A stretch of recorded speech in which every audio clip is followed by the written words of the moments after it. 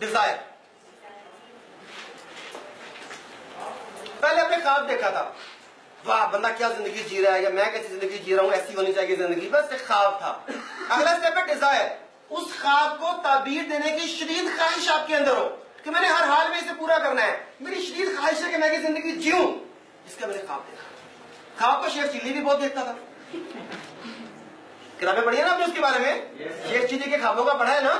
तो ख्वाब अगर देखना सिर्फ काफी है तो वो शेख चिल्ली भी बहुत देखता था, लेकिन उसे वो जिंदगी नहीं मिली बनिस्बत उनके जिनकी मैंने एग्जांपल्स दी, क्योंकि वो खाली ख्याली पुलाव पकाता था ना। तो अगला स्टेप है डिजायर। अपने ख्वाबों को रियलिटी देने के लिए, अपने ख्वाबों को ताबीर देने के लिए दूसरी की डिजायर। डिजायर भी कैसी, बर्निंग डिजायर, जो आपके अंदर ख्वाहिश का दहकता हुआ अलाव रोशन कर दे, जो आपको चैन से ना बैठने दे, जो आपको मौसम की सख्तियों से बेनियाज कर दे, वो अलाव, बर्निंग डिजायर। कैसी डिजायर है आप लोगों में? सभी में बर्निंग डिजायर है, पक्की बात है। फिर एग्जांपल दे देता हूं आपको, आप इस एग्जांपल से कंपेयर कर लीजिएगा कि आपकी डिजायर में कितनी कमी या पुख्तगी है, अंदाजा हो जाएगा ना आपको। ये देख लेते हैं। आप लोगों ने सुकरात का नाम सुना होगा, मारूफ फिलासफर है। उसके पास एक आदमी आया, उसने कहा कि मुझे कामयाबी का राज बताओ। उसने कहा कामयाबी का राज है बर्निंग डिजायर, बर्निंग डिजायर। उसने कहा बर्निंग डिजायर क्या होती है? उसने कहा कल सुबह मुझे दरिया के किनारे मिलना, वहां जाके बात करेंगे। उसने कहा ठीक है, वो दरिया के किनारे आ गया। अब सुकरात ने उसका हाथ पकड़ा और दोनों ने आहिस्ता आहिस्ता दरिया में उतरना शुरू कर। पानी यहां तक, जब यहां तक पानी आया तो सुकरात ने उस तालिब इल्म का सर पकड़ा और उसे पानी में डबो दिया। उसने अपने आप को जान छुड़ाने के लिए बड़ा जोर लगाया, सुकरात ने नहीं छोड़ा।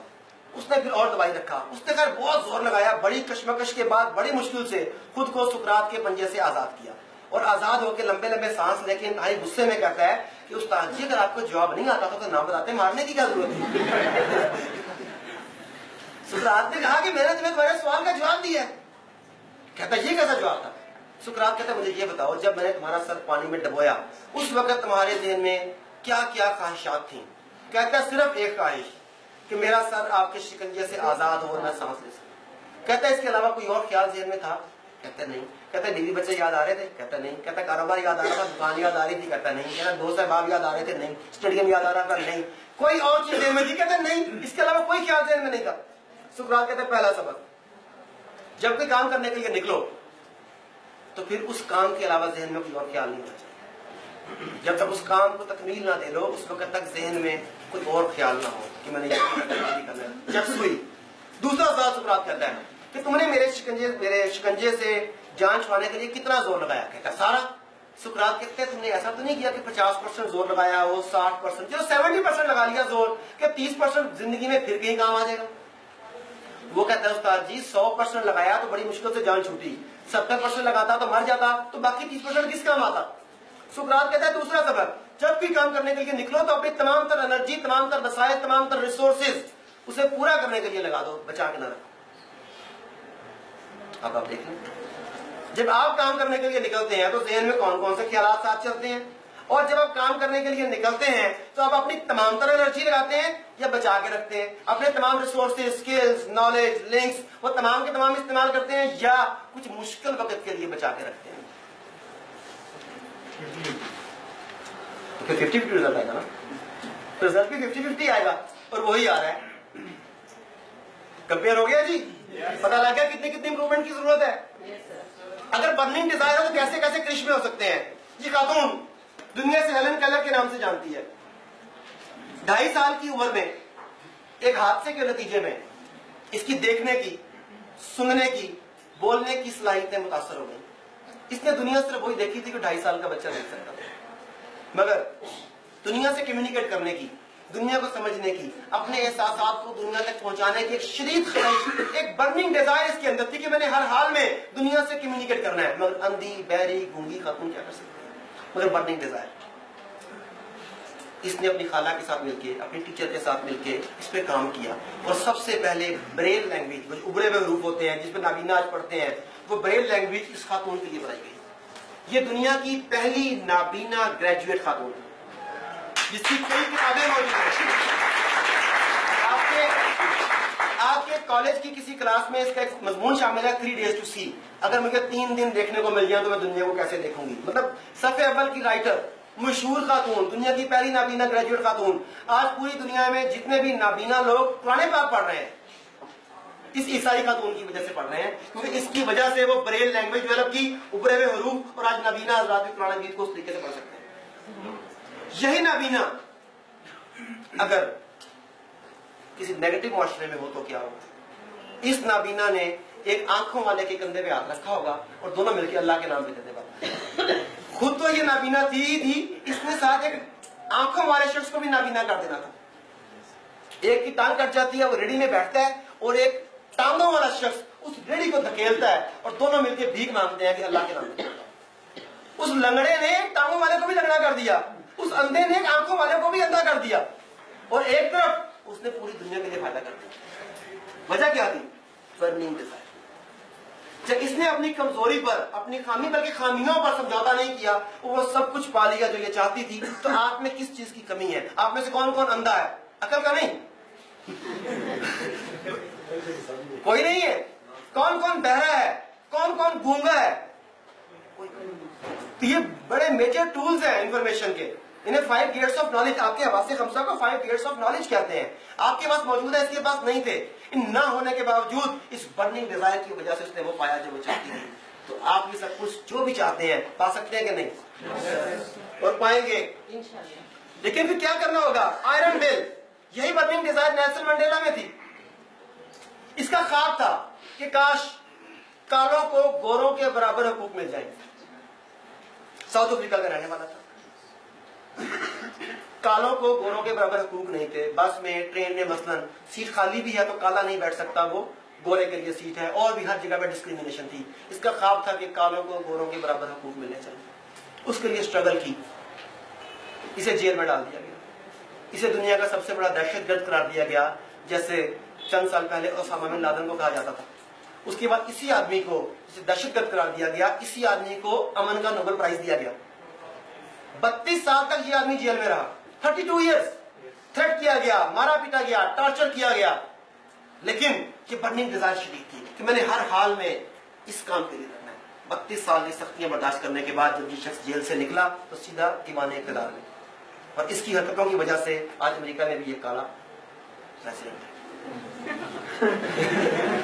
यही है ना, वहां से वो सारा की सारा चली थी ना, मुहिम सारी की सारी चली थी। तो देख ले कि ये बर्निंग डिजायर है। 32 साल जेल काटना हो क्या आसान काम है? तो 32 साल को हौसला, वो ताकत किस चीज ने दी? डिजायर ने। वरना तो बंदा टूट जाता है। तो आप देख लें कि आपके रास्ते में परेशानियां आती हैं, मुश्किलात आती हैं। कुछ 6 महीने में बस हो जाते हैं, 1 साल में बस हो जाते हैं, तो 1.5 साल में बस हो जाते हैं, अभी पहले दिन ही बस हो जाते हैं। आपके सामने पैरामीटर सामने आ रहे हैं बर्निंग डिजायर के। देखते जाइए कैसे कैसे आपके अंदर ये बर्निंग डिजायर हो तो क्या होता है। लोग कहते हैं कि पाकिस्तान नेगेटिव सोसाइटी है, यही कहते हैं ना लोग। कभी किसी ने ख्वाब भी नहीं देखा था, सिवाय एक आदमी के जिसका नाम अब्दुल सत्तार ईदी है। इसने ख्वाब देखा था कि पाकिस्तान में एक चैरिटी नेटवर्क कायम किया जाए जो सबसे बड़ा हो। और पाकिस्तान जैसी नेगेटिव सोसाइटी में लोग कहते थे जहां लोग दूसरे पर ट्रस्ट नहीं करते, भाई भाई पर ट्रस्ट नहीं करता, मोहल्ले वाला मोहल्ले वाले पर ट्रस्ट नहीं करता, वहां ये कैसे मुमकिन है कि लोग तुम्हें पैसे दें। लेकिन इस ख्वाब को ताबीर देने के लिए ये कुशकोल लेके खुद और अपनी बेगम बल्कीस को लेकर मैदान में उतरा। और कोई आदमी तस्वुर भी नहीं कर सकता था कि दुनिया का सबसे बड़ा चैरिटी नेटवर्क पाकिस्तान में बनेगा।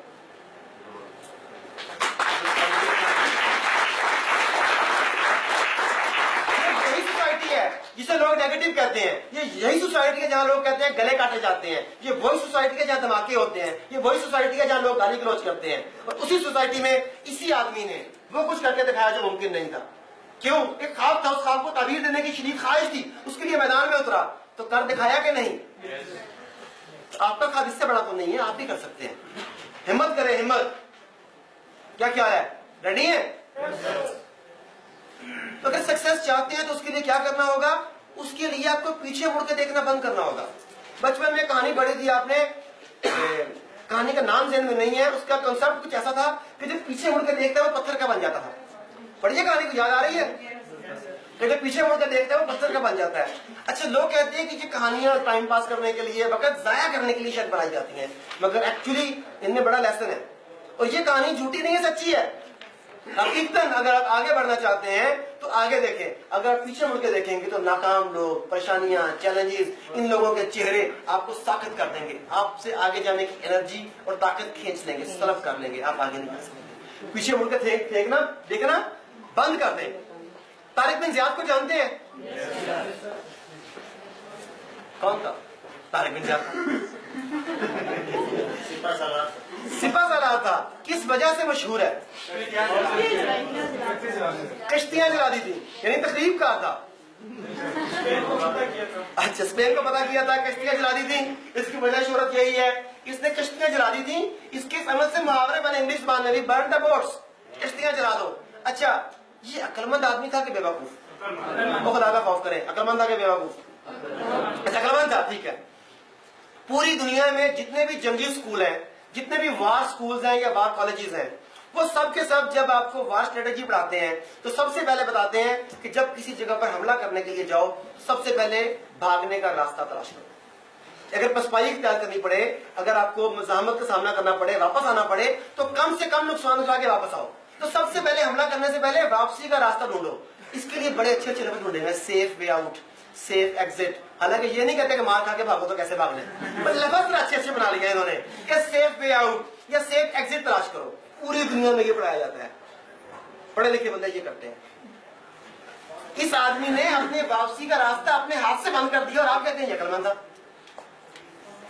इसके अंदर उसको ये यकीन था कि मैं जीत जाऊंगा, इसलिए उसने कहा मेरा वापसी का रास्ता नहीं, मैंने आगे ही जाना। अच्छा, ये अक्लमंद आदमी था? Yes sir. पक्की बात है? उसको अपने ऊपर ही इत्मीनान था कि मैं ये कर सकता हूँ। अपनी फौज कीजिए करूंगा। उसने जाऊंगा तभी मौत है, आगे भी मौत कि वापस जाओगे क्यों होता है? उसने अपने वापसी का रास्ता ही जी, कामयाबी का उसको यकीन नहीं, कामयाबी का यकीन नहीं था उसे। नहीं मरना है इसको अपने पे और अपनी टीम के ऊपर अपने टाइम। ओके, अच्छा, अगर ये अक्लमंद आदमी था तो आप में से कितने आदमी अक्लमंद हैं? सोच ले, इसमें इसके साथ दूसरा, इसने वापस जाने की कश्तियां जला दी थी इसलिए अक्लमंद था। अब आप देखें, आप में से कई लोग जो है एक काम कर रहे हैं, इसके साथ साथ कुछ 4 काम और कर रहे हैं कि अगर ये ना हो तो ये कर लूंगा, ये ना हो तो ये कर लूंगा, ये ना हो तो ये कर लूंगा। अच्छा, फिर सीवी बना के जेब में रखी हुई है कि जहां कहीं मौका मिला ये पेश करूंगा, सब लोग तुला रख लो। अच्छा, ये ना हो तो ट्यूशन पढ़ा लूंगा, फिर दुबई में भाई बैठे हुए कजन उससे बात करें, दुबई बुला रहे हैं। ये हो रहा है कि नहीं हो रहा? खुद कहते हैं अक्लमंद है, तारिक बिन ज़ियाद अक्लमंद था। 2 सूरतें हैं, ये अक्लमंद नहीं था यार। तो मुझे नहीं पता, लेकिन आपकी एग्जांपल से आपने कहा, अब आप मुझे बताइए कि अगर कश्तियां जला देना अक्लमंदी थी तो ये अक्लमंदी आप क्यों नहीं करते? अगर ये अक्लमंदी है तो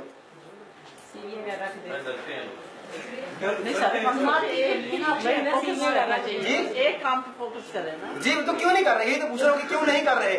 काइश में शिद्दत नहीं है, डिजायर बर्निंग नहीं है, अपने ऊपर यकीन नहीं है, रब पर यकीन नहीं है, अपने स्किल्स पर यकीन नहीं है। Thank you sir. ड्रीम नहीं है, विशेस है, काश काश काश काश काश। क्यों जी, यही कुछ है? तो फिर कब जलाएंगे? किसकी?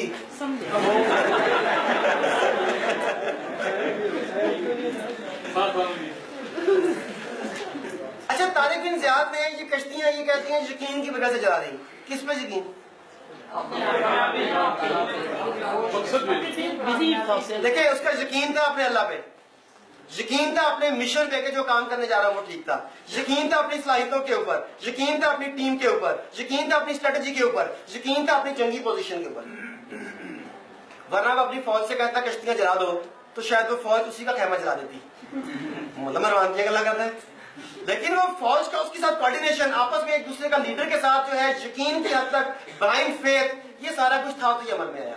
तो असल में आप लोग भी कश्तियां जलाएंगे, लेकिन तब जलाएंगे जब आपको अल्लाह पर, खुद पर, अपने स्किल्स पर यकीन हो जाए। कईयों को होगा। अगला स्टेप, अपनी टीम पर यकीन हो जाए कि ये वाकई ये करेंगे, अपनी हिकमत अमली पर, अपनी स्ट्रेटजी पर यकीन हो जाए, और अपने मिशन पर कि जो मैं करने के लिए जा रहा हूँ ये ठीक है, इससे लोगों को, सोसाइटी को, मुझे, हम सबको फायदा होगा। जब ये तमाम यकीन मिल जाएंगे तब कामयाबी हमारा मुकद्दर होगी। ऐसे ही है ना?